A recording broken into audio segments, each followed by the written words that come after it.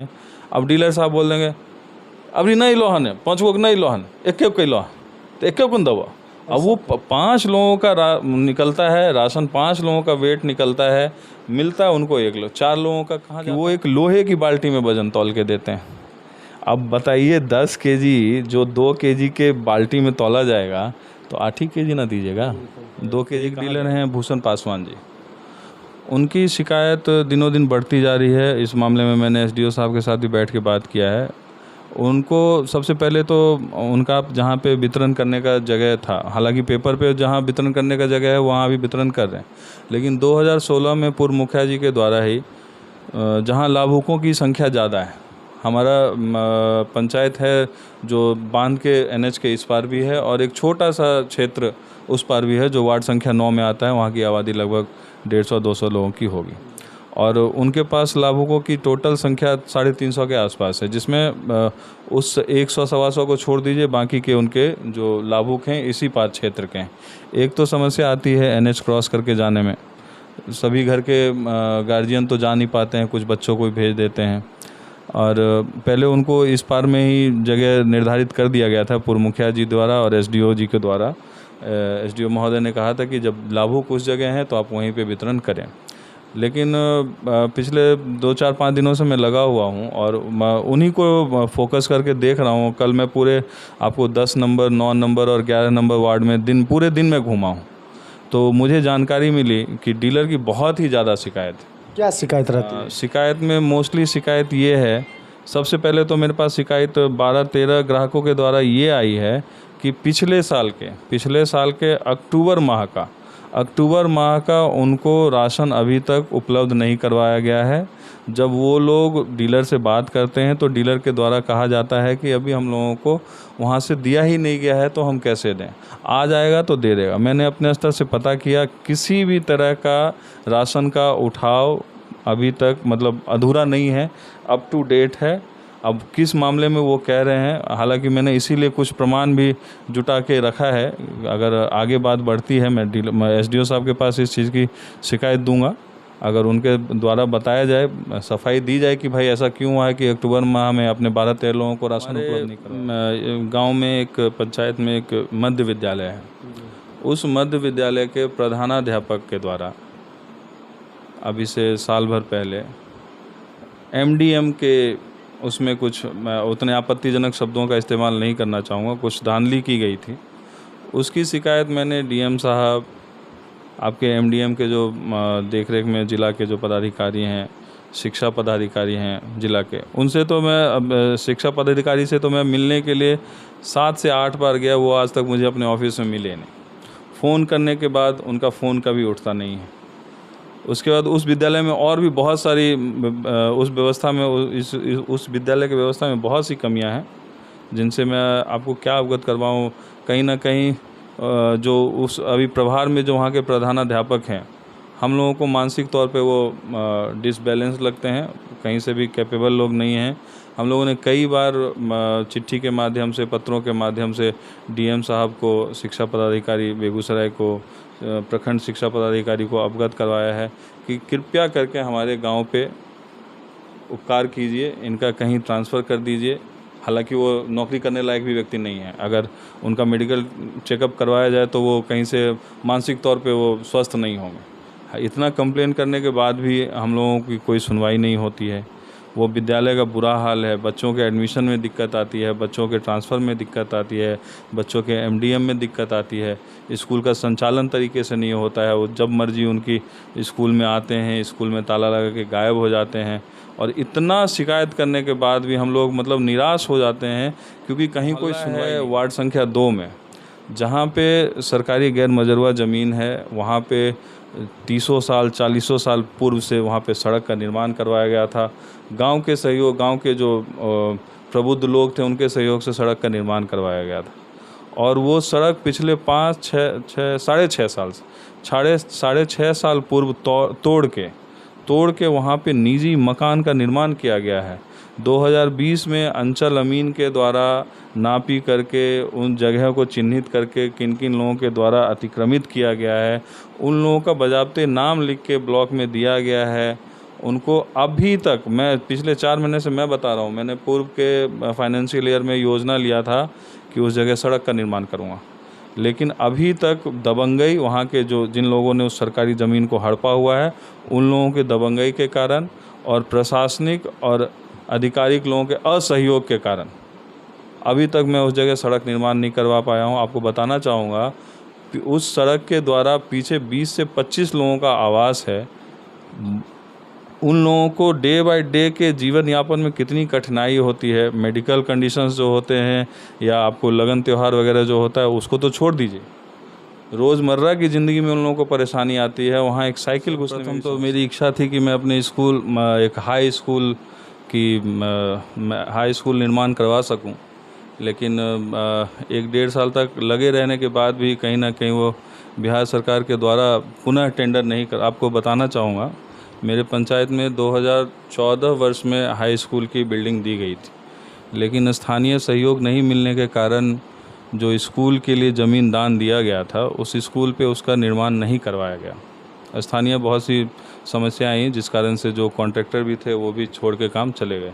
दोबारा पुनः मेरे आने के बाद मैंने कोशिश की अपने स्तर से, आदरणीय गिरिराज सिंह जो अभी हमारे सांसद महोदय हैं, उन्होंने भी उसमें सहयोग किया। उन्होंने विभागीय चिट्ठी लिख के दिया।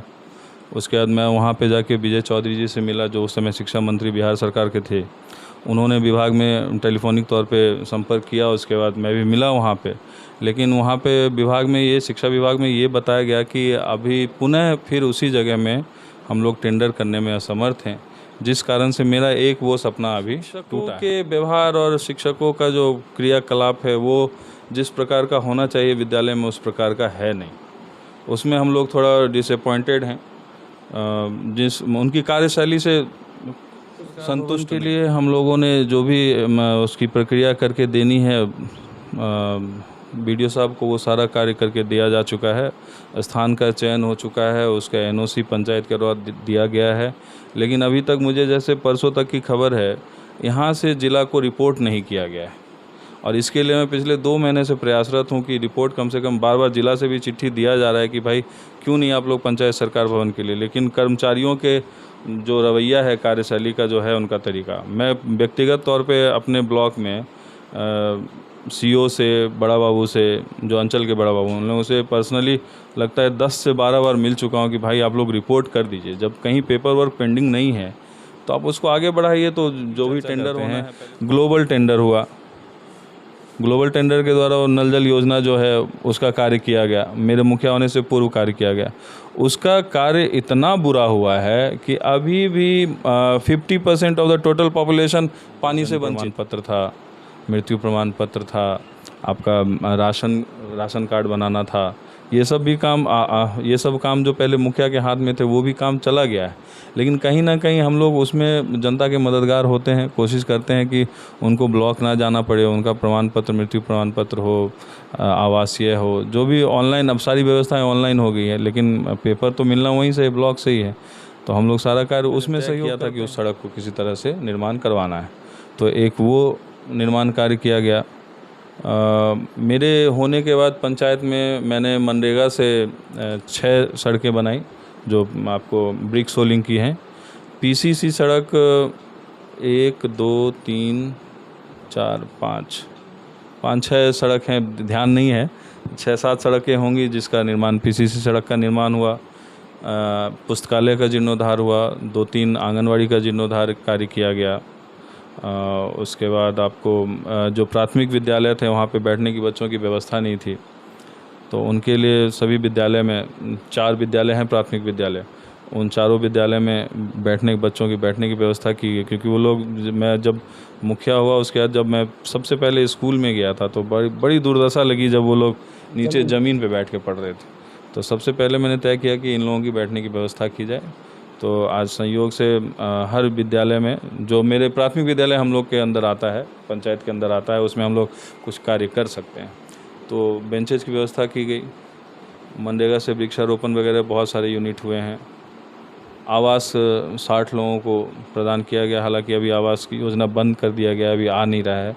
उसमें भी 256 लोगों का घर पेंडिंग है, उम्मीद करते हैं कि दिसंबर तक वो राशि भी केंद्र सरकार के द्वारा बता दूं, संजोग कहिए कि हमारे पंचायत में मेरे मुखिया होने से पूर्व जो मुखिया जी थे उन्होंने फ़ंड खर्च नहीं किया था, तो वो फ़ंड कहीं ना कहीं मेरे लिए रामबाण साबित हुआ, जिसमें पिछले 5 साढ़े 5 साल 6 साल से एक रोड तो लगभग हमको लगता है कि पिछले 43 साल से नहीं बना था, 43 ईयर्स से नहीं बना था। कौन सा मार्ग है, उस मार्ग का नाम? हमारे गांव का प्रमुख मार्ग है, वो मुख्य मार्ग है जो दूसरे पंचायत से जोड़ती है, या ये कहें दूसरे विधानसभा से भी जोड़ती है। तेघरा और बछवाड़ा का बॉर्डर। अधिकारियों के मुंह से जब ये सुनना पड़ता है कि मुखिया जी अगर इस तरह की दिक्कत है तो पब्लिक पिटीशन दीजिए, तो मैं अधिकारी महोदय से पूछना चाहूँगा कि अगर सब चीज़ के लिए पब्लिक पिटीशन ही अगर लगे, तो इतने पब्लिक के द्वारा जो हम लोग चुन के जनप्रतिनिधि आए हैं, अगर वो लोग भी वो पब्लिक पिटीशन ही दें तो हम लोगों का चुन के आना तो बेकार है। नमस्कार, आप देख रहे हैं बेगूसराय खबर। हम हैं सौरभ कुमार। अभी हम आए हुए हैं पिडौली पंचायत में और हमारे साथ मुखिया अनुराग कुंवर जी जुड़े हैं, इनसे बातचीत करेंगे। सबसे पहले बेगूसराय खबर में आपका स्वागत है सर। जी नमस्कार, आपका भी बहुत बहुत धन्यवाद। एक सवाल तो आपके ढेर सारा रहेगा। सवाल आपसे, आपके परिवार से जुड़ा हुआ है। आपके पिताजी विधायक रह चुके हैं, आपके परिवार राजनीतिक में है, और आप राजनीतिक में क्यों आना चाहें, किस पर्पज़ से आए राजनीतिक में? देखिए, ये सवाल आपको बताना चाहूँगा। मेरे परदादा जी राजनीति में थे, समाज में सेवा में थे। मेरे दादाजी रेलवे में जॉब करते थे, लेकिन वो भी किसी दल से जुड़े हुए, और उस अपने जो जिस प्रोफेशन में थे उसमें जो कार्यरत लोग थे उनके लिए उन्होंने काम किया।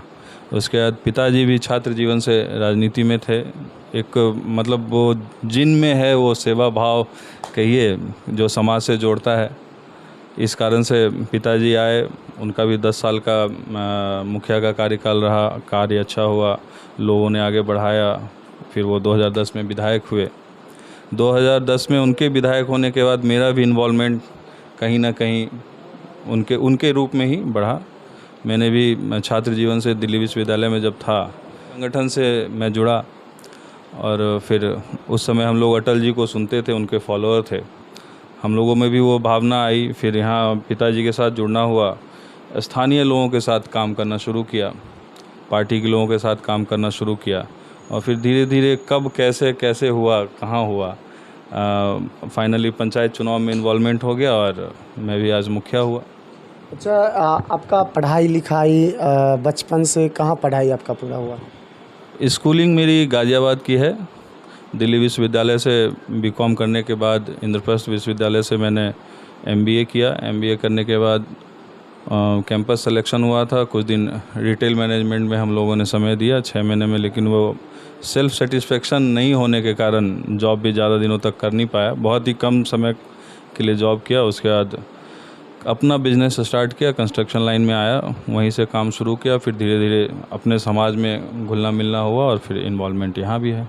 अच्छा, आप मुखिया पहली बार बने हैं? जी। तो मुखिया अपने मन से बने या जनता के प्यार, जनता के विश्वास या जनता के कहने पर? देखिए, सामाजिक जीवन में मन तो बहुत से लोगों का होता है, लेकिन जनता सर्वोपरि है। जनता जिनको चुन के आगे लाती है वही मुखिया होते हैं। अच्छा, आप जब जीत के आए थे तो 1.5 साल हो चुका है। अपने पंचायत के लिए आप महत्वपूर्ण कार्य कौन कौन से किए? महत्वपूर्ण कार्य में सर्वप्रथम तो मेरी इच्छा थी कि मैं अपने स्कूल, एक हाई स्कूल निर्माण करवा सकूं। लेकिन 1-1.5 साल तक लगे रहने के बाद भी कहीं ना कहीं वो बिहार सरकार के द्वारा पुनः टेंडर नहीं कर। आपको बताना चाहूँगा, मेरे पंचायत में 2014 वर्ष में हाई स्कूल की बिल्डिंग दी गई थी, लेकिन स्थानीय सहयोग नहीं मिलने के कारण जो स्कूल के लिए ज़मीन दान दिया गया था, उस स्कूल पे उसका निर्माण नहीं करवाया गया। स्थानीय बहुत सी समस्याएं आई, जिस कारण से जो कॉन्ट्रैक्टर भी थे वो भी छोड़ के काम चले गए। दोबारा पुनः मेरे आने के बाद मैंने कोशिश की अपने स्तर से।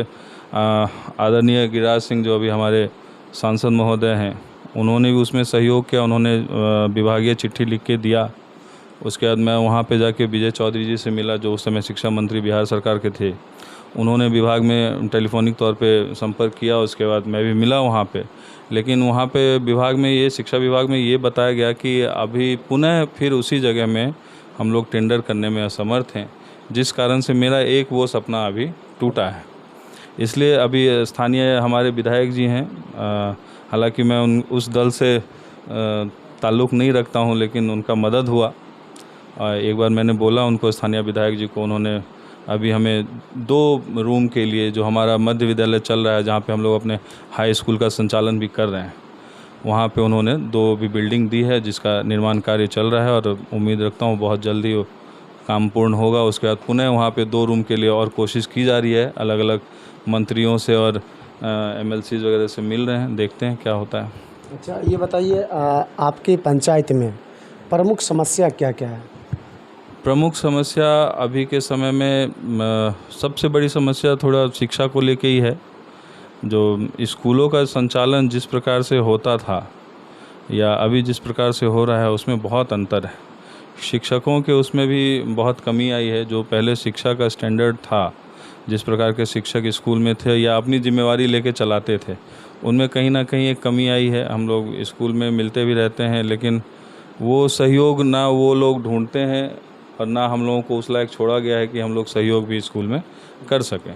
शिकायत यही है शिक्षा में कि यानी आपका कहने का मतलब आपके पंचायत में शिक्षा को लेकर सबसे बड़ी समस्या है? शिक्षकों के व्यवहार और शिक्षकों का जो क्रियाकलाप है, वो जिस प्रकार का होना चाहिए विद्यालय में, उस प्रकार का है नहीं।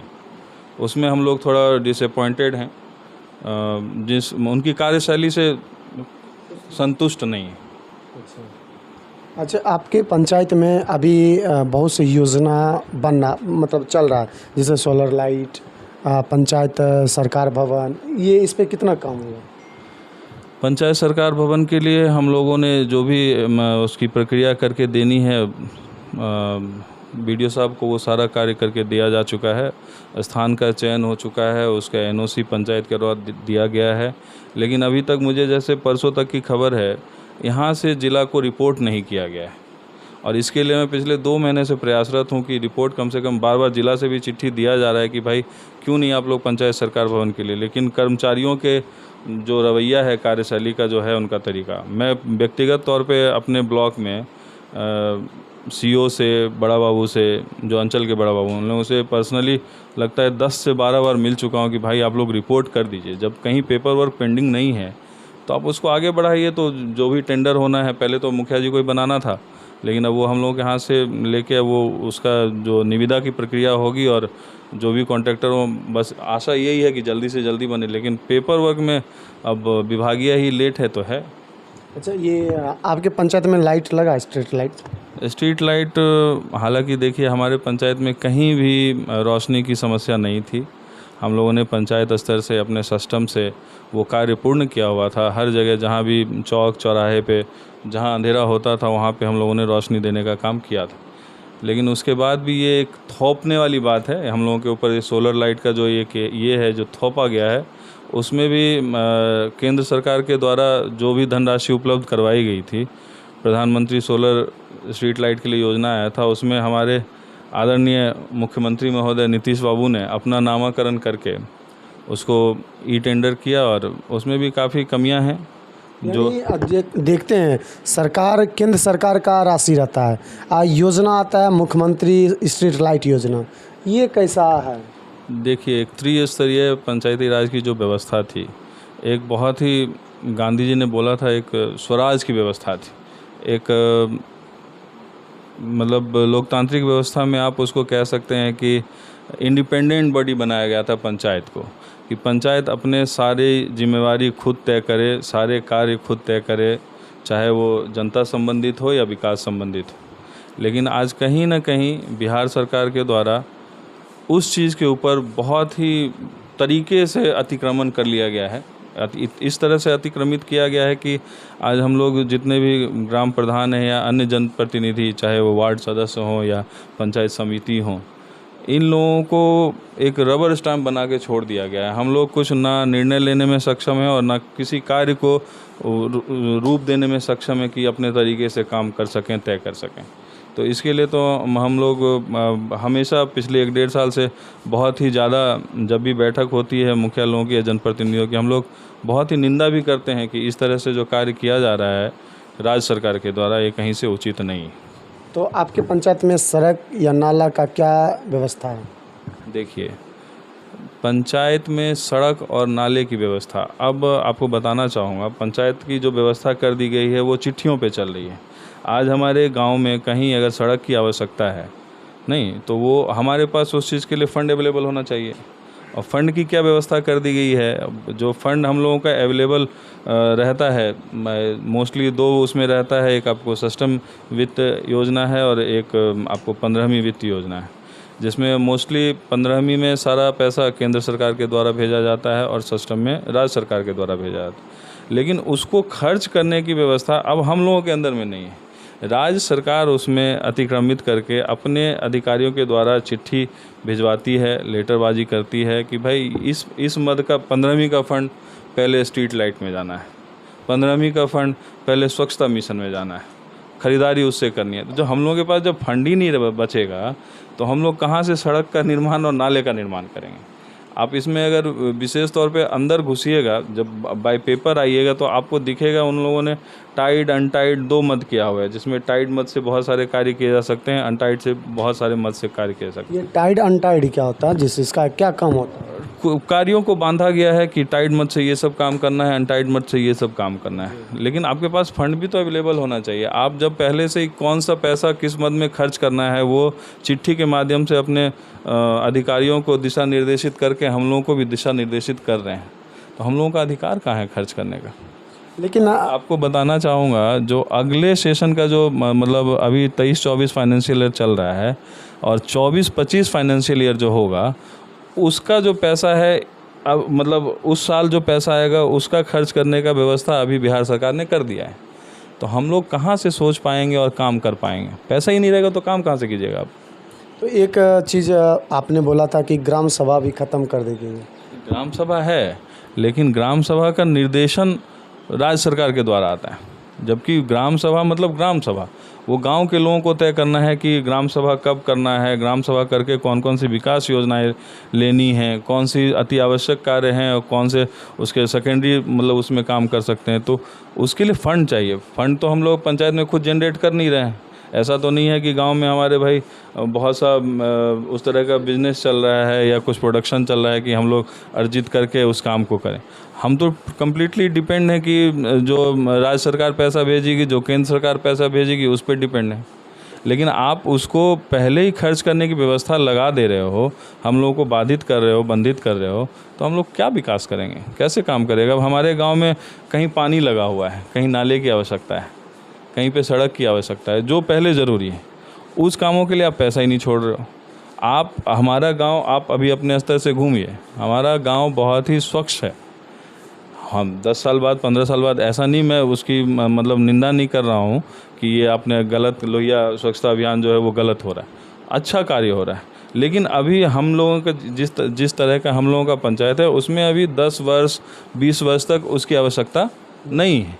अभी हमारे गांव में बेसिक सुविधाएं जो मान लीजिए पगडंडियां हैं, जहां सड़क की बहुत से मोहल्ले भी ऐसे हैं जहां सड़क नहीं, और आप सड़क नहीं बनाने दे रहे हो, बाधित कर रहे हो। बहुत से जगह ऐसे हैं जहां पे पानी की चर्चा करते हैं। ग्लोबल टेंडर हुआ, ग्लोबल टेंडर के द्वारा वो नल जल योजना जो है उसका कार्य किया गया, मेरे मुखिया होने से पूर्व कार्य किया गया। उसका कार्य इतना बुरा हुआ है कि अभी भी 50% ऑफ द टोटल पॉपुलेशन पानी से वंचित। हमारे पंचायत का जो पानी का जहाँ जहाँ पहुँचना चाहिए, पाइपलाइन अभी तक नहीं पहुँच सकी है। उसमें स्थानीय कमियां भी हैं। बहुत से लोगों ने उस समय नहीं समझा कि ये हमारे ज़रूरत के लिए है। तो भाई पाइप तो ज़मीन के अंदर से जाएगा, आप पानी ले जाओ, उसमें भी कमियां हैं। यही है और क्या है। अच्छा, ये जो आपने बताया कि नल जल योजना, ये माननीय मुख्यमंत्री नीतीश कुमार जी का 7 निश्चय योजना में एक योजना है, जो कि विश्व स्तरीय इनका सारण मतलब काम रहना कि बहुत ही अच्छा है। तो इसका काम कहीं ना कहीं लचर मुखिया जी व्यवस्था रखे, मतलब काम उसको सुदृढ़ नहीं, यानी लूट खसोट इसका मतलब इसमें हुआ था जी। काम कई जगहों पे जहाँ के जनप्रतिनिधि एक्टिव थे, उन लोगों ने अच्छा काम करवाया है। अभी मेरे बगल के ही पंचायत में बहुत से पंचायत ऐसे हैं जहां हर वार्ड में सुबह भी शाम भी पानी एकदम तय समय पे पहुंचता है। मेंटेनेंस का कार्य भी वहां के जो कॉन्ट्रैक्टर हैं वो लोग करते हैं। ऐसा नहीं है हर जगह काम फेल्योर हो। मैं अपने गांव की बात बता रहा हूं कि मेरे गांव में जो नल जल का कार्य हुआ है उसमें मोस्टली मतलब टोटल 14 वार्ड में काम, मतलब 11 वार्ड है जिसमें 14 योजनाओं का काम हुआ। 14 योजनाओं में 3-4 योजनाओं को छोड़ के हर योजना में कमी है। और व्यवस्था ऐसी है कि आप कंप्लेन करते रहिए, उस कंप्लेन पे सुनवाई होती नहीं है। आप और आम लोग हैं वो हमारे पास ही आएंगे शिकायत के लिए कि मुखिया जी भाई पानी नहीं आ रहा है। हम शिकायत करेंगे पीएचडी विभाग में, पीएचडी विभाग कहेगा कॉन्ट्रैक्टर को, लेकिन कॉन्ट्रैक्टर के ऊपर विभाग का लगाम नहीं है। ऐसा नहीं है कि कंप्लेन होने पे वो लोग कहते नहीं हैं, लेकिन कॉन्ट्रैक्टर कार्य नहीं करते हैं। उनके ऊपर उचित जुर्माना किया जाए इस चीज़ के लिए। अच्छा, ये बताइए, आपने एक सवाल जवाब दिया था कि मतलब सरकार फंड नहीं दे रही है, रुपया नहीं दे रही है, हम विकास कैसे करें। तो जनता तो इस चीज़ को नहीं समझ रही है। जनता तो ये नहीं समझेगी कि आपको रुपया दे रही है ना दे रही है, आपको मुखिया बनाए हैं, आप अपने पंचायत को विकास चाहते हैं। जनता तो इतना ही जानती है। जनता को पता नहीं सिस्टम क्या होता है, कस्टम क्या होता है, क्या कौन सा सूची है, अनटाइड टाइड क्या होता है। तो जनता तो ये नादान है। जनता तो ये तो सर्वोपरि है, ये तो कुछ नहीं जानती है। तो जनता को कैसे आप विश्वास दिलाइएगा कि हम आपके पंचायत को विकास करेंगे या हम विकास नहीं करेंगे। जनता को हम लोग अब जैसे जब तक मैं मुखिया नहीं था हम लोगों को भी लगता था कि भाई एक मुखिया का पद बहुत जिम्मेवारी भरा और बहुत ही महत्वपूर्ण पद है। लेकिन मुखिया होने के बाद हम लोगों को भी पता हो रहा है कि अब अंदर तक तो हम लोग घुसे नहीं थे। अब जब मुखिया हुए हैं तो पता लग रहा है कि भाई कहाँ कहाँ कमियां हैं। हम लोग कहीं ना कहीं एक तरह से जनता, आप सही कह रहे हैं, जनता हम लोगों को कुछ दिन समय के बाद ये समझेगी या तो ये बहुत बड़ा ठग है, मतलब वही या तो बहुत बड़ा ठग है या निकम्मा है। लेकिन जहाँ तक होता है हम लोग भी जनता से जुड़े हुए लोग हैं। ऐसा है नहीं कि भाई वीआईपी कल्चर के लोग तो हैं नहीं। डे बाय डे रोज़ जनता जनार्दन के साथ उठना बैठना होता है। चीज़ों को अगर तरीके से समझाया जाए, बतलाया जाए, दिखाया जाए तो समझते हैं। हाँ, बहुत से लोग हैं जो अब राजनीति से जो प्रेरित लोग हैं वो लोग तो कहीं ना कहीं अपनी राजनीति रोटी सेकते ही होंगे। वो तो कहते होंगे कि मुखिया काम नहीं कर रहा है, लेकिन कोशिश करते हैं हम लोग जनता के बीच में।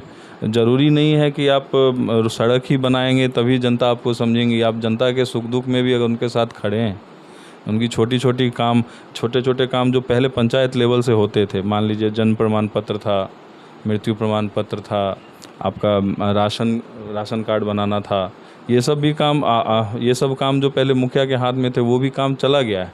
लेकिन कहीं ना कहीं हम लोग उसमें जनता के मददगार होते हैं। कोशिश करते हैं कि उनको ब्लॉक ना जाना पड़े, उनका प्रमाण पत्र, मृत्यु प्रमाण पत्र हो, आवासीय हो, जो भी ऑनलाइन, अब सारी व्यवस्थाएं ऑनलाइन हो गई है, लेकिन पेपर तो मिलना वहीं से, ब्लॉक से ही है।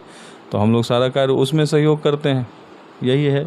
अच्छा, एक और सवाल, ये जो आपके पंचायत, हर एक पंचायत में स्वास्थ्य उपकेंद्र होता है, क्या आपके पंचायत में स्वास्थ्य उपकेंद्र है और उसकी हालत कैसी है। स्वास्थ्य उपकेंद्र है हमारे पंचायत में और चलित है वो। डॉक्टर साहब आते हैं वहाँ पे। हाँ, डॉक्टर का भी आना है। वहाँ पे जो नर्सेज हैं वो भी बैठती हैं। कुछ हम लोगों ने पहल करके वहाँ पे अभी बेड वगैरह की व्यवस्था भी करवाई है। थोड़ा बहुत वहाँ पे अभी रिनोवेशन का काम होना है, इंतज़ार में है कि पंचायत में फ़ंड आए तो वहाँ भी हम लोग कार्य कर सकें। दवाई ववाई का व्यवस्था देखते हैं जाके, एक्सपायर वाला दवाई वगैरह भी अप टू डेट रहता है। बहुत सी माताएं, बहनें, छोटे बच्चे वो लोग वहाँ से सेवा भी लेते हैं। स्वास्थ्य उपकेंद्र तरीके से चल रहा है। तो आप अपने पंचायत में 1.5 साल तो आपने खपा दिया, ख़त्म कर दिया, 3.5 साल बचा हुआ है, उसमें आप क्या सोच के रखें अपने पंचायत के बारे में। देखिए, सबसे पहले तो 1.5 साल की बात बता दूं। संजोग कहिए कि हमारे पंचायत में मेरे मुखिया होने से पूर्व जो मुखिया जी थे उन्होंने फ़ंड खर्च नहीं किया था। तो वो फ़ंड कहीं ना कहीं मेरे लिए रामबाण साबित हुआ, जिसमें पिछले 5-5.5 साल 6 साल से एक रोड तो लगभग हमको लगता है कि पिछले 43 साल से नहीं बना था, 43 ईयर्स से नहीं बना था। कौन सा मार्ग है, उस मार्ग का नाम? हमारे गांव का प्रमुख मार्ग है, वो मुख्य मार्ग है जो दूसरे पंचायत से जोड़ती है, या ये कहें दूसरे विधानसभा से भी जोड़ती है। तेघरा और बछवाड़ा का बॉर्डर एरिया है। वो बार बार योजनाओं में कई बार कोशिश किया गया था कि ग्रामीण कार्य विभाग से उस कार्य को, उन्हीं की सड़क भी है, ग्रामीण कार्य विभाग की सड़क है, वो छूट जाता था मेजरमेंट में छूट जाने के कारण। तो इस बार हम लोगों ने उसको, ग्रामीणों ने कहा कि इसको किसी तरह से मुखिया जी बनाइए। तो हम लोगों ने पहल करके ग्रामीण कार्य विभाग के एग्जीक्यूटिव महोदय हैं, काफ़ी सुलझे हुए इंसान हैं, उनके साथ बैठे। उन्होंने कहा कि मुखिया जी अगर आप तैयार होइएगा तो हम आपको एनओसी दे सकते हैं। तो उनकी कृपा हुई, उन्होंने एनओसी दिया और फिर स्थानीय लोगों के सहयोग से वो रोड बनाया गया।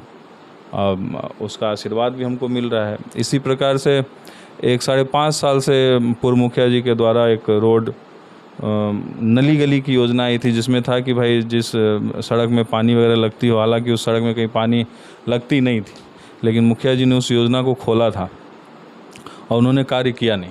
5 साल 5.5 साल वो मुख्य मार्ग वो बाधित रहा। उसमें कई लोगों का एक्सीडेंट हुआ, गिरना हुआ, किसी का ई-रिक्शा टूटा, किसी का पैर टूटा। लेकिन पहले मुखिया होने के बाद मैंने तय किया था कि उस सड़क को किसी तरह से निर्माण करवाना है, तो एक वो निर्माण कार्य किया गया। मेरे होने के बाद पंचायत में मैंने मनरेगा से 6 सड़कें बनाई, जो आपको ब्रिक सोलिंग की हैं। पीसीसी सड़क 1 2 3 4 5 6 सड़क हैं, ध्यान नहीं है, 6-7 सड़कें होंगी जिसका निर्माण, पीसीसी सड़क का निर्माण हुआ। पुस्तकालय का जीर्णोद्धार हुआ, 2-3 आंगनवाड़ी का जीर्णोद्धार कार्य किया गया। उसके बाद आपको जो प्राथमिक विद्यालय थे वहाँ पे बैठने की बच्चों की व्यवस्था नहीं थी, तो उनके लिए सभी विद्यालय में 4 विद्यालय हैं प्राथमिक विद्यालय, उन चारों विद्यालय में बच्चों की बैठने की व्यवस्था की गई। क्योंकि वो लोग, मैं जब मुखिया हुआ उसके बाद जब मैं सबसे पहले स्कूल में गया था तो बड़ी दुर्दशा लगी जब वो लोग नीचे ज़मीन पे बैठ के पढ़ रहे थे। तो सबसे पहले मैंने तय किया कि इन लोगों की बैठने की व्यवस्था की जाए। तो आज संयोग से हर विद्यालय में, जो मेरे प्राथमिक विद्यालय हम लोग के अंदर आता है, पंचायत के अंदर आता है, उसमें हम लोग कुछ कार्य कर सकते हैं। तो बेंचेज की व्यवस्था की गई, मनरेगा से वृक्षारोपण वगैरह बहुत सारे यूनिट हुए हैं। आवास 60 लोगों को प्रदान किया गया, हालांकि अभी आवास की योजना बंद कर दिया गया, अभी आ नहीं रहा है। उसमें भी 256 लोगों का घर पेंडिंग है। उम्मीद करते हैं कि दिसंबर तक वो राशि भी केंद्र सरकार के द्वारा भेजी जाएगी। और इसमें एक और शिकायत वाली बात है राज्य सरकार की, फिर से मैं शिकायत करूँगा। केंद्र सरकार के द्वारा आवास प्लस में राशि भेजी गई, लेकिन राज्य सरकार के द्वारा उसका खर्च का ब्यौरा नहीं दिए जाने के कारण या टारगेट का ब्यौरा नहीं दिए जाने के कारण वो राशि 2-2.5 महीने में फिर वापस चली गई, और ये बहुत ही दुख की बात है। ऐसा भी होता है कि राशि वापस भी चले जाती है? बिल्कुल, आप जब हिसाब किताब नहीं देंगे खर्च करने का, तो कोई मैं आप ही को पैसा देता हूँ कि भाई आप ये काम करके आइए, और शाम को आप आएंगे तो मैं आपसे पूछूंगा भैया रुपया कहाँ है, क्या किए। आप हिसाब नहीं देंगे तो अगली बार मैं आपको पैसा देने से पहले सोचूंगा। तो वही वाली बात। तो इसी प्रकार घर का पैसा रुका हुआ है, और कुछ हैं विसंगतियां हैं पंचायत में, जो पहले पंचायत के अंतर्गत ही रहना चाहिए था, अब नहीं है। हम लोग को कहीं ना कहीं हाथ बंधा हुआ महसूस करते हैं, और हम लोगों का एक उसमें राजनीतिक लॉस भी कहिए और सामाजिक लॉस दोनों हो रहा है। लोग कहीं ना कहीं हम लोग से टूटते चले जाएंगे। जब आप कार्य किसी का नहीं कर पाइएगा तो लोग तो टूटेंगे ही। स्वाभाविक है टूटना। तो उस दंश को हम लोग झेल रहे हैं अभी। अच्छा, ये बताइए, आपके गांव में मैंने देखा कि वॉलीबॉल या प्लेयर बहुत ज़्यादा, मतलब खेल में ज़्यादा आगे रहते हैं, तो युवाओं के लिए आप क्या करते हैं अपने पंचायत में? युवाओं के लिए विशेष करके अभी किसी प्रकार की योजना मेरे द्वारा तो नहीं चलाई जा रही है। वॉलीबॉल की टीम हम लोगों के गांव में है, और आगे हम लोगों ने सोचा है कि पैसा उपलब्ध होने के बाद एक क्लब का हम लोग जगह है हमारे पास, उसको क्लब के रूप में बदला जाएगा। वहाँ पे जितने भी आपको करंट अफेयर्स और जो मैगजीन्स वगैरह हैं, न्यूज़पेपर हैं, इंग्लिश न्यूज़पेपर, हिंदी न्यूज़पेपर, वो सब मुहैया करवाने के साथ साथ स्पोर्ट्स में हम लोगों ने अपने स्तर से कुछ एक्सरसाइज करने वगैरह का या जिम का कहिए कुछ सामान हम लोगों ने उपलब्ध करवाया था। इच्छा है कि उसको एज ए जिम डेवलप किया जाए, क्लब डेवलप किया जाए, कोशिश कर रहे हैं। हालांकि बच्चों का भी खेल के प्रति थोड़ा मोबाइल वगैरह का कल्चर होने के बाद कम हुआ है, लेकिन अभी भी हैं, खेलने वाले लोग भी हैं, पढ़ने वाले लोग भी हैं। अब जैसे पढ़ने वाले लोगों की बात कहूँगा तो जैसे हमारे गांव में पुस्तकालय 2 पुस्तकालय हैं, 2 नहीं 3 पुस्तकालय हैं।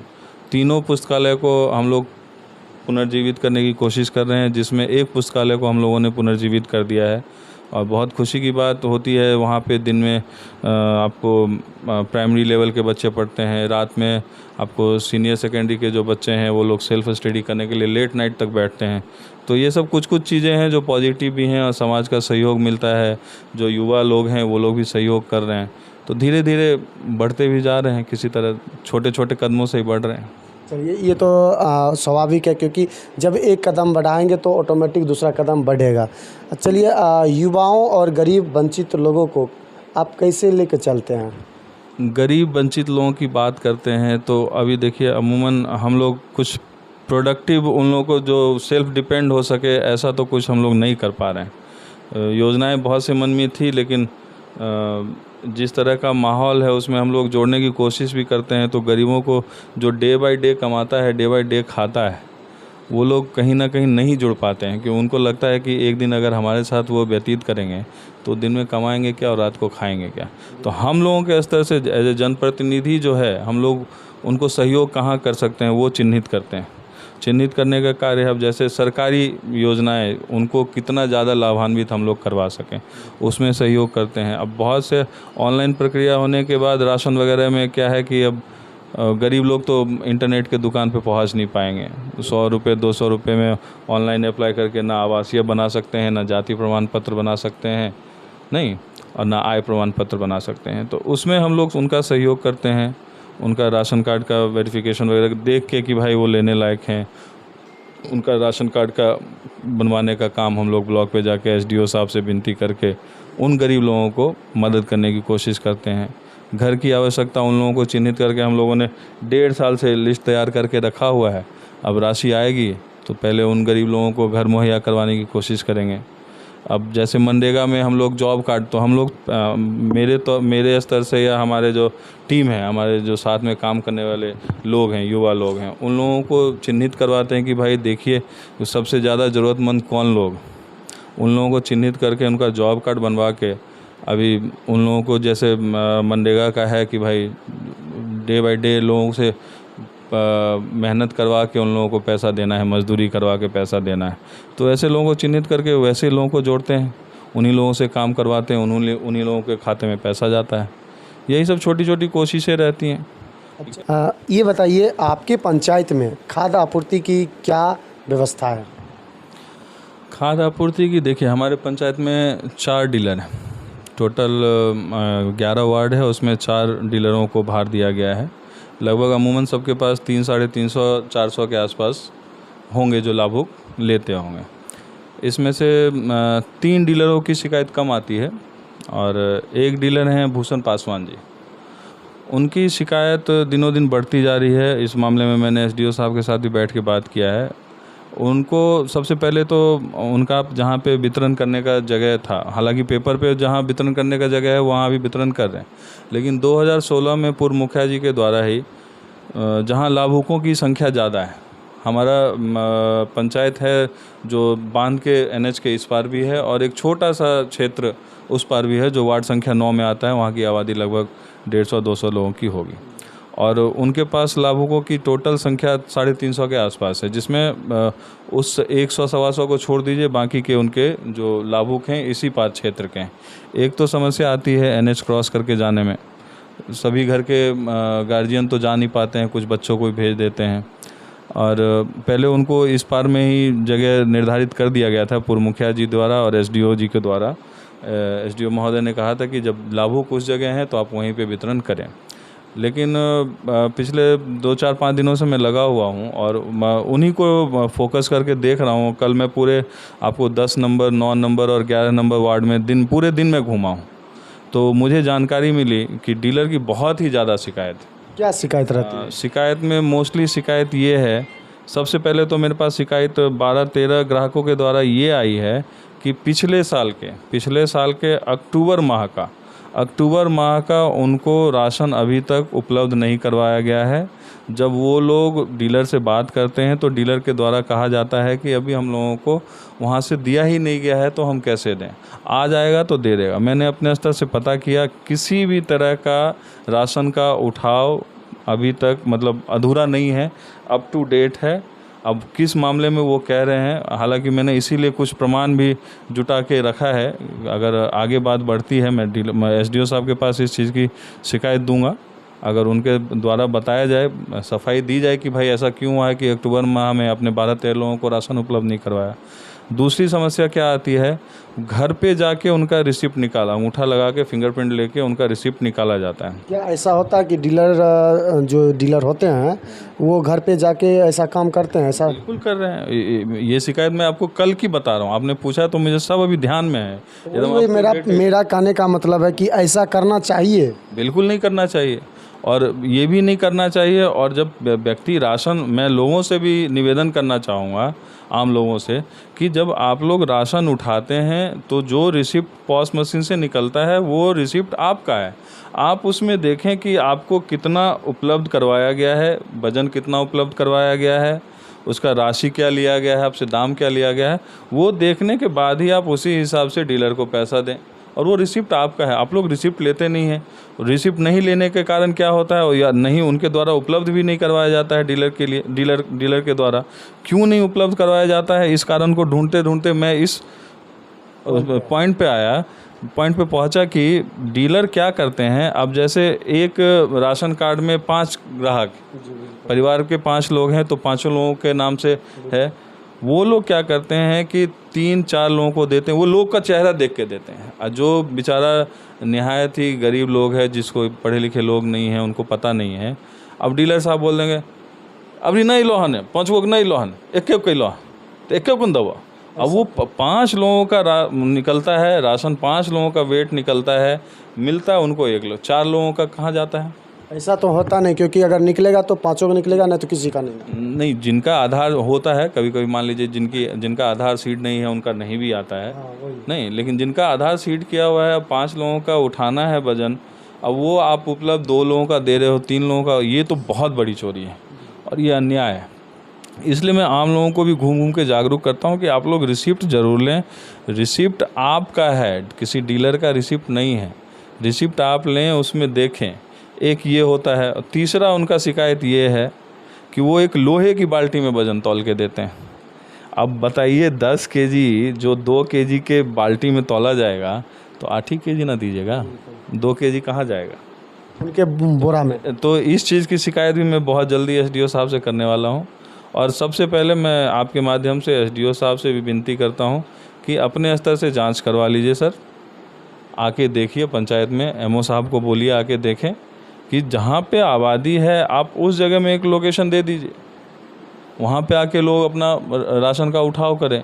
अब डीलर के घर पे जा रहे हैं, डीलर साहब आप बुला रहे हैं कि भैया आइए राशन ले जाइए, उसके बाद आप कहीं बकरी को खाना खिलाने चले गए, कभी खेत में जोत करने चले गए, तो ये 4-5 बार ग्राहक को एनएच क्रॉस करके जाना, राष्ट्रीय राजमार्ग है उसको क्रॉस करके बच्चे जा रहे हैं, 3-3 टाइम 4-4 टाइम जा रहे हैं, लौट के आ रहे हैं आप तो इस तरह की व्यवस्था नहीं चलेगी। कि आप लोग ने एक मूवी देखे होंगे, वो नायक, जो अनिल कपूर का है, और उसमें जो इसमें एक दिन का सीएम, 24 घंटा का सीएम बनते हैं। उनको दावा दिया जाता है कि तुम चला के दिखाओ एक दिन, तो पता चल जाएगा कि सीएम बनना कितना पावरफुल है। तो उसने सीएम बने थे, और जब वो खाद्य आपूर्ति में पहुँचे तो देखे थे एक क्या कहते हैं, वर्ल्ड कप का जो था, उसमें तेल भर के दिया जाता, अनाज भर के दिया जा रहा था। तो लगता है कि आपके पंचायत में भी सेम ऐसा ही हो रहा है कि अनिल कपूर की तरह। देखिए वो एक मूवी है, लेकिन कमियां तो हैं। और सबसे बड़ी बात है कि हम लोग जनप्रतिनिधि हैं, हम लोग अपेक्षा रखते हैं अधिकारियों से कि हम लोगों को सुने, हम लोगों की मदद करें। जो पंचायत में कमियां हैं हम लोग किनको कहने जाएंगे। और अधिकारियों के पास पहुंचने के बाद अधिकारियों के मुंह से जब ये सुनना पड़ता है कि मुखिया जी अगर इस तरह की दिक्कत है तो पब्लिक पिटीशन दीजिए, तो मैं अधिकारी महोदय से पूछना चाहूँगा कि अगर सब चीज़ के लिए पब्लिक पिटीशन ही अगर लगे तो इतने पब्लिक के द्वारा जो हम लोग चुन के जनप्रतिनिधि आए हैं, अगर वो लोग भी वो पब्लिक पिटीशन ही दें तो हम लोगों का चुन के आना तो बेकार है। हम प्रतिनिधित्व कर रहे हैं, किसी एक अच्छे खासे भीड़ का प्रतिनिधित्व कर रहे हैं। उस भीड़ को समस्या है, उस समस्या के लिए ही हम आपके पास आते हैं। आप उनका दुख दर्द ही आपको बताने आते हैं, ना कि निजी किसी स्वार्थ से आते हैं। और जब वो कार्य नहीं हो पाता है और इस तरह की भाषा सुनने को मिलती है कि जनप्रतिनिधि भी पब्लिक पिटीशन दे, तो बहुत दुख होता है। और बहुत शर्म भी आती है। आप बताना चाहूँगा, एक ये डीलर का तो मुद्दा है ही, आज मैं बताना चाहूँगा पिछले 4 महीने से मैं और पूर्व के जो थे जनप्रतिनिधि, एक मोहल्ला है वार्ड संख्या 2 में, जहाँ पे सरकारी गैर मजरूआ ज़मीन है, वहाँ पे 30 साल 40 साल पूर्व से वहाँ पे सड़क का निर्माण करवाया गया था। गांव के सहयोग, गांव के जो प्रबुद्ध लोग थे उनके सहयोग से सड़क का निर्माण करवाया गया था। और वो सड़क पिछले साढ़े छः साल पूर्व तोड़ के वहाँ पे निजी मकान का निर्माण किया गया है। 2020 में अंचल अमीन के द्वारा नापी करके उन जगह को चिन्हित करके किन किन लोगों के द्वारा अतिक्रमित किया गया है, उन लोगों का बजाबते नाम लिख के ब्लॉक में दिया गया है। उनको अभी तक, मैं पिछले 4 महीने से मैं बता रहा हूँ, मैंने पूर्व के फाइनेंशियल ईयर में योजना लिया था कि उस जगह सड़क का निर्माण करूँगा, लेकिन अभी तक दबंगई, वहाँ के जो जिन लोगों ने उस सरकारी ज़मीन को हड़पा हुआ है उन लोगों के दबंगई के कारण और प्रशासनिक और आधिकारिक लोगों के असहयोग के कारण अभी तक मैं उस जगह सड़क निर्माण नहीं करवा पाया हूँ। आपको बताना चाहूँगा कि उस सड़क के द्वारा पीछे 20 से 25 लोगों का आवास है। उन लोगों को डे बाय डे के जीवन यापन में कितनी कठिनाई होती है, मेडिकल कंडीशंस जो होते हैं या आपको लगन त्यौहार वगैरह जो होता है उसको तो छोड़ दीजिए, रोज़मर्रा की ज़िंदगी में उन लोगों को परेशानी आती है। वहाँ एक साइकिल घुसने में भी समस्या है। और मैं पिछले 4 महीने से सीओ ऑफिस, एसडीओ ऑफिस के चक्कर लगा के परेशान हो चुका हूँ। डीएम साहब के संज्ञान में दे चुका हूँ। वो लोग इतने पूर्व 2020 की नापी है, आपको बता रहा हूँ, फिर से चिन्हित करवा के बता रहा हूँ, 2020 की नापी है। अभी तक उन लोगों के द्वारा इतना सहयोग नहीं किया गया है कि जगह पे आके उस जगह को अतिक्रमण मुक्त करें और मुझे सहयोग करें कि मैं वहाँ पे सड़क का निर्माण करवा पाऊँ। तो हम लोग जनप्रतिनिधि होके इतने मायूस हो जाते हैं, इतने भटकने दौड़ने के बाद भी हम लोगों का कार्य नहीं हो पाता है। तो यही मैं आपको अवगत करवाना चाहता हूँ कि आम लोग कहाँ जाए, कहाँ अपना सिर फोड़े, कहाँ सिर पटके जो उनकी सुनवाई हो। जब हम लोगों के साथ ये दशा है तो और लोग क्या भुगतेंगे। देखिए, मुखिया जी का कहना ऐसा हो रहा है कि जब जनप्रतिनिधि ऐसा हाल है तो जनता का क्या हाल हो सकता है, क्योंकि इनके हाथ में शायद कोई चीज़ तो अब बचा नहीं रहा। कोई भी काम करने जाते तो इनका नहीं सुनते हैं और बहुत से ऐसे समस्या हैं जो कि प्रशासन भी का असहयोगी रहता है, मतलब सहयोग नहीं कर पाते हैं। तो मुखिया जी बहुत से समस्या आप बता रहे थे, एक और समस्या आपने बताया। एक चीज़ और चिन्हित करके बताना चाहूँगा। हमारे गांव में एक पंचायत में एक मध्य विद्यालय है। उस मध्य विद्यालय के प्रधानाध्यापक के द्वारा अभी से साल भर पहले एमडीएम के उसमें कुछ, मैं उतने आपत्तिजनक शब्दों का इस्तेमाल नहीं करना चाहूँगा, कुछ धांधली की गई थी। उसकी शिकायत मैंने डीएम साहब, आपके एमडीएम के जो देखरेख में जिला के जो पदाधिकारी हैं, शिक्षा पदाधिकारी हैं जिला के, उनसे तो मैं अब शिक्षा पदाधिकारी से तो मैं मिलने के लिए 7 से 8 बार गया, वो आज तक मुझे अपने ऑफिस में मिले नहीं। फ़ोन करने के बाद उनका फ़ोन कभी उठता नहीं है। उसके बाद उस विद्यालय में और भी बहुत सारी उस व्यवस्था में उस विद्यालय की व्यवस्था में बहुत सी कमियां हैं जिनसे मैं आपको क्या अवगत करवाऊँ। कहीं ना कहीं जो उस अभी प्रभार में जो वहाँ के प्रधानाध्यापक हैं, हम लोगों को मानसिक तौर पे वो डिसबैलेंस लगते हैं, कहीं से भी कैपेबल लोग नहीं हैं। हम लोगों ने कई बार चिट्ठी के माध्यम से, पत्रों के माध्यम से डीएम साहब को, शिक्षा पदाधिकारी बेगूसराय को, प्रखंड शिक्षा पदाधिकारी को अवगत करवाया है कि कृपया करके हमारे गांव पे उपकार कीजिए, इनका कहीं ट्रांसफ़र कर दीजिए। हालांकि वो नौकरी करने लायक भी व्यक्ति नहीं है, अगर उनका मेडिकल चेकअप करवाया जाए तो वो कहीं से मानसिक तौर पे वो स्वस्थ नहीं होंगे। इतना कंप्लेन करने के बाद भी हम लोगों की कोई सुनवाई नहीं होती है। वो विद्यालय का बुरा हाल है, बच्चों के एडमिशन में दिक्कत आती है, बच्चों के ट्रांसफ़र में दिक्कत आती है, बच्चों के एमडीएम में दिक्कत आती है, स्कूल का संचालन तरीके से नहीं होता है। वो जब मर्जी उनकी स्कूल में आते हैं, स्कूल में ताला लगा के गायब हो जाते हैं।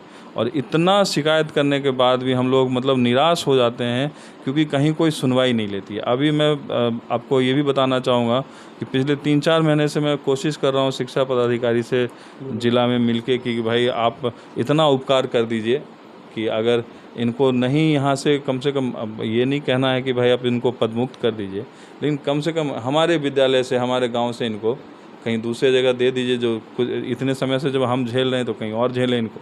हमको कोई एक उचित यहाँ पे प्रधानाध्यापक दिया जाए।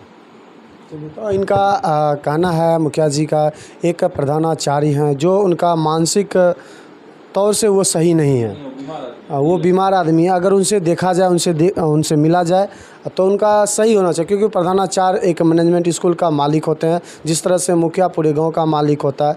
तो आप थोड़ा सा जो भी प्रशासन है, जो भी डीएम है, एसपी है, शिक्षा पदाधिकारी हैं, उनसे आग्रह करना चाहूँगा हमारी तरफ से भी और मुखिया जी के तरफ से थोड़ा सा इस पे देखें और इस पे कार्रवाई करें।